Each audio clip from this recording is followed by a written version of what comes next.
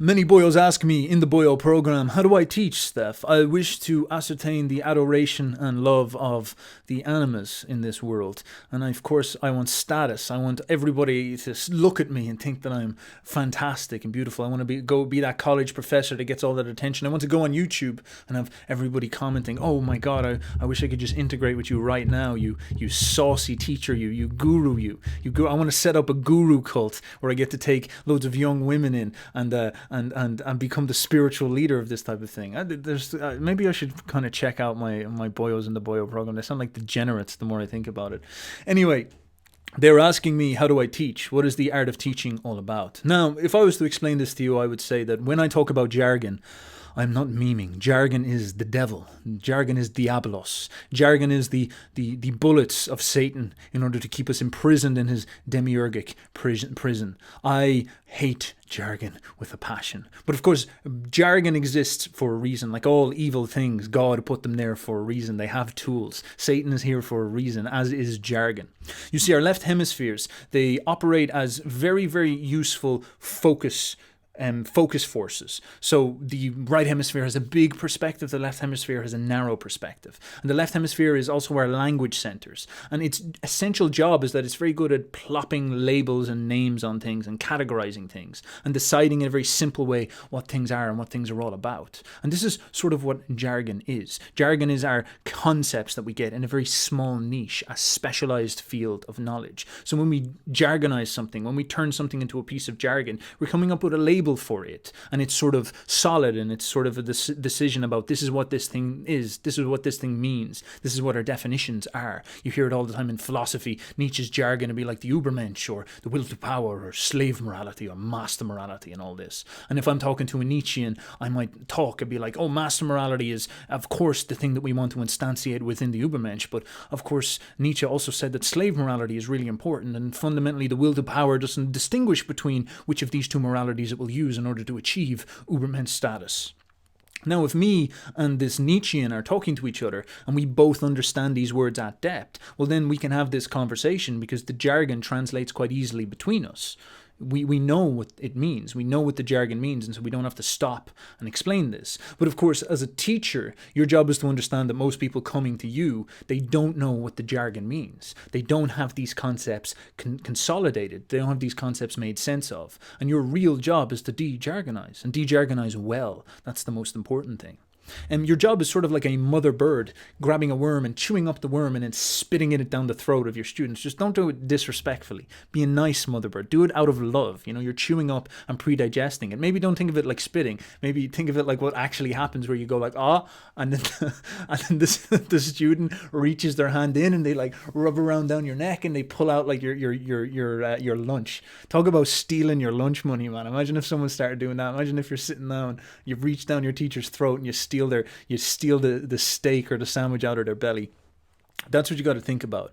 Your job is to de-jargonize, to take the concepts that you, in your specialized field of knowledge, in your ivory tower, are so comfortable with doing, and understand that this is left hemispheric shorthand, short speak that you must actually push out of the way, and you must chew this stuff up and present it. And the obstacle that usually gets in the way of a lot of teachers is the arrogance of jargon. You see, most teachers, they have low opinions of themselves. They are low status people. They're not well put together people. And so when they come across a specialized field of knowledge that lets them feel that they're in control and gives them a sense of power and status and position and whatnot, and they learn what the jargon means, and often they don't even learn it that well, but they sort of get a vague sense of what the jargon means. They have definitions to back up their sort of ideas. They start to feel like they're part of an elite club, you know. I'm the knowledgeable person. I'm the Jungian. I'm the Nietzschean. I'm the lawyer. I'm the historian, and I'm the philosopher, and I know these special words, these magic spells, these magic words, and the plebs don't know. No one else knows these. And so when I talk to people, I talk down to them. I'm like, oh, like the transcendent function, or the Ubermensch, or slave morality, or something like this. This is these big rich concepts. Of course, you don't know what that means at all, but I do, and you're below me in this type of thing. And of course, the way they start speaking is they start to put all this jargon into their speech, and to become these sort of jargonites, if you will, where they're actually trading on these concepts almost exclusively. They're throwing concepts around the room as if this is some type of some type of performance, as if this is some type of victory, as if this is some type of help. And of course, you as the student, if you put your hand up and be like, what the hell does any of those concepts actually mean? They will get mad at you. They'll be like, don't ask questions. Don't you dare ask questions. Don't you dare bring up this type of stuff. Just be quiet. Sit in the corner and be quiet. It is too complicated for your little mind to follow along what is going on. And this, of course, is not the attitude that you want. Again, you want to be the mother bird who is lovingly chewing everything up and digesting it. As Einstein said, any idiot can make things more complicated. Any idiot can turn something that is difficult and make it more difficult. And so any idiot can gravitate towards jargon, take the concepts of jargon and juggle them up in the air like some type of mess. But it takes a genius to make something more simple. It is always harder to explain something as if you were 5. That is a lot more difficult for people. To explain it to someone, not as if you were 5, as if you're speaking to a 5-year-old, as if you're speaking to a child. Because that involves you being able to take the complex jargon and reduce it and chew it up into something that's very, very easily conceptualized, oftentimes visual, narrative, stories and all this. And this requires 2 primary skills. It requires the ability to think stuff through properly, the ability to ruminate and digest, the ability to churn things through. These are the skills I work with people on in the Boyo program, and actually digest these things up into images and visions. If you want to think about my channel, it's very anti-Jungian, it's very anti-jargon. Precisely in these reasons, I actually like to take these ideas Jung suggests, and I like to spend a long time ruminating about them and clashing them against my own experience and coming up with analogies and metaphors that suit my understanding of this, and then therefore presenting it to people afterwards and saying, hey, this is maybe what is going on here. Here's some visions and pictures that will help you digest what these concepts mean in order for you to get to the actual point, in order for you to populate the jargon with real concepts and real ideas. It is an attempt for me to make things simpler, so easier to understand, more entertaining in that type of way. It is an attempt to teach with elegance and correctness. Now, of course, the purpose of this is because it involves you using your imagination properly and invoking the correct thinking skills in order to achieve this. And then it becomes a very, very profound communication skill thereafter, because you start to explain in a way that is not, arrogant jargonism, where you're just blathering on nonsense with no comprehension and no understanding of what's going on. It's that you drastically reduce the complexity of what you're saying, but actually make it more simple and sophisticated as well. Instead of making it esoteric and complex, you make it straightforward, down to earth, easy to see, easy to visualize, easy to think through, and you become a lot more engaging to listen to, and you become a lot more useful to listen to, and you actually become a lot more helpful, and really with the goal of educating, which is to draw out someone's own ability to think and imagine. You actually achieve that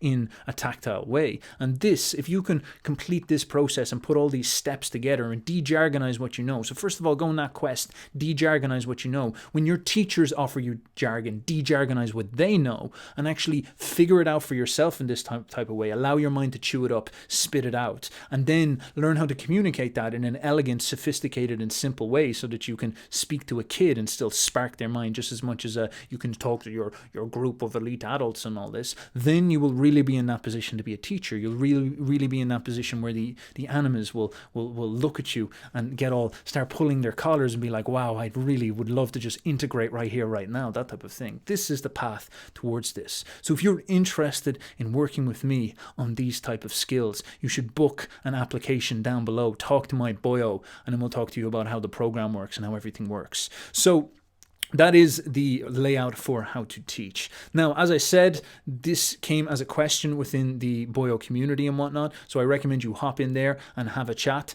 and we will have a banter with you, and you can ask these questions with me directly, and we can talk about installing these skills within you, using these teaching skills so you become more juicy in that regard. And of course, if you have any questions, maybe you could drop them down in the comments, and we may take a look and maybe even answer a few, and we'll see what happens. So, as I said, apply down below, and if you have any comments or suggestions or questions, pop them down below as well. Talk to you soon, people. Stay juicy. Bye bye.